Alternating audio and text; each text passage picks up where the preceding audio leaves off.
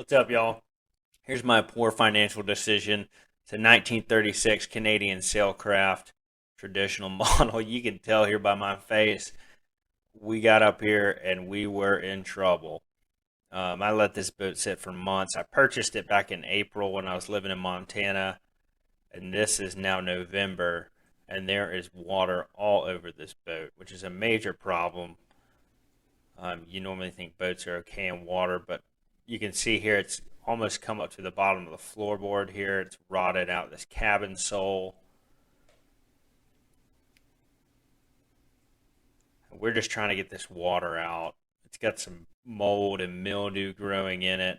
You can see here once we get the water out, there was all sorts of things growing in there.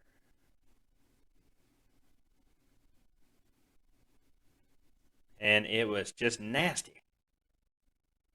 So part two of this trip, one was getting the water out and taking inventory of all the supplies in the boat.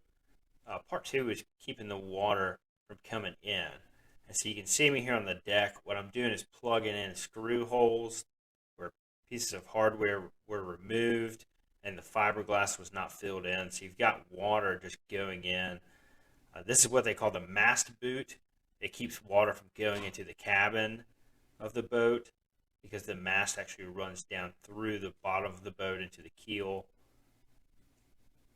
And then we also, you can see here, put some sealant on the windows, and that's just to keep water from coming in, keep it from going into that bilge compartment, and keeping the mold and the moisture levels at a minimum.